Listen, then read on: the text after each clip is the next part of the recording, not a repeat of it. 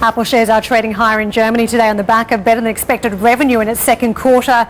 The big surprise, though, is that 7-for-1 stock split. CNBC's Josh Lipton has this report.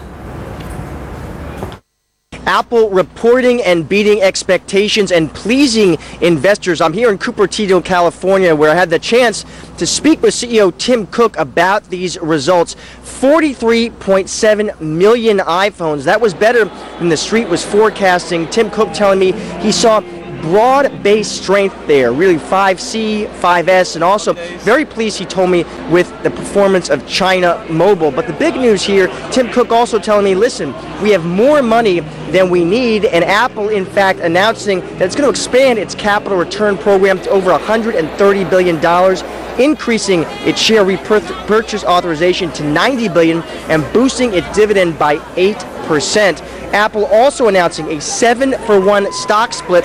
Tim Cook telling me, listen, he realizes a lot of retail investors might want to own Apple shares, but the price may be too high. With this, he's saying, we want to make our stock as accessible as our products. Of course, a lot of investors, analysts, traders, they want to know when the next new big product is coming. Tim Cook saying he wasn't going to provide any clarity about new products or services, but saying new products are in the pipeline and ones that he's excited about. Finally, about acquisitions, Tim Cook saying they've done about 18 in the past 24 months. Cook telling me most of those acquisitions, of course, have been small, but he's not opposed to doing a larger acquisition if it makes sense. In fact, he told me they are on the prowl for more acquisitions. Josh Lipton, CNBC, Cupertino, California. Joining us now on the set, Grigoris Kouteris is the General Manager at Upstream, and staying with us, our guest host, Pedro Neurona, who's the Managing Partner at Nosta Capital. Pedro and I have already been discussing a little bit about Apple and the reaction out there, but give us your thoughts, the buyback, the higher dividend, and better numbers out of China. In terms of financial results, they did great. They beat all the expectations out there in the market. However, the most important aspect of the results yesterday was the number of times that both Tim Cook and Luca Maestri mentioned emerging markets, China, India, Turkey, Vietnam, and that shows that they're starting to crack the recipe, moving beyond the Western world, where they're very well established, into emerging markets.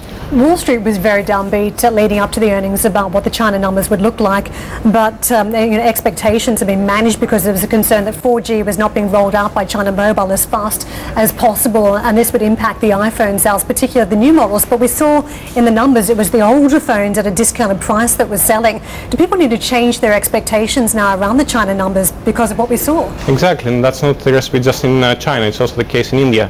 You had the unofficial relaunch of the iPhone 4.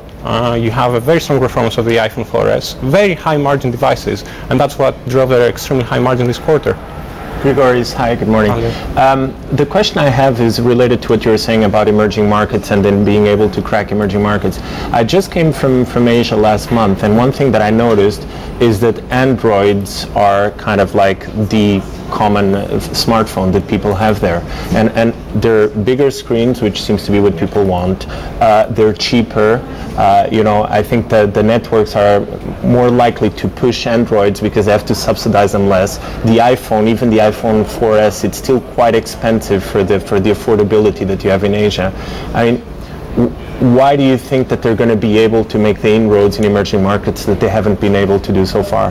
That's a very good question, and what you described is the actual situation on the ground today.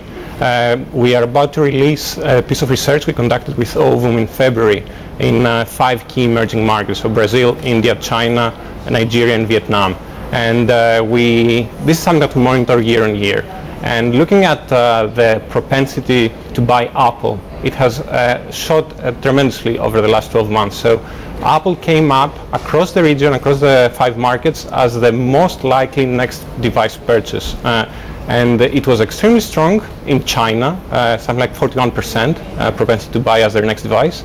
And across the female segment over all 5 markets, and also in the youth segment. So what you described today is actually the situation on the ground. Going forward, there is huge demand. Right. But how is Samsung, which is one of the leaders in Asia, going to allow Apple to eat a part of their pie? That's another very good point, and you have to remember that Samsung spends huge amount of money on their marketing budget, and that's essentially what's driving their market penetration. Where Apple does excel is on the stickiness of the consumers to their products, and also on the quality, the design, and the brand element of the product. Speaking of products, let me just bring up this point, because you've been thumping the table here this morning along with other investors saying, where's the innovation? There have been a lot of rumors about something else coming up in the pipeline, and this was also hinted at again by Apple. They're not sitting idle when it comes to research and development, but how long can hope be sustained for? Some people say it's till the end of the year. If there's no new device, then the stock could sell off again. Yeah, that could be the case. However, they've shown persistently year on year that they managed to increase their handset sales, and that was the main driver for this quarter as well. There is definitely something in the works. Would that be the iWatch? Would it be the next iPhone iteration with all the features that that will bring? There's definitely something coming. But we could see even the Apple TV. From our point of view, looking at the mobile industry, what they're doing in terms of going globally with their product, they're definitely ticking all the right boxes. We're going to wrap this up. Thank you so much for joining us today. Grigoris Kouteris, the General Manager at Upstream. Pedro staying with us today.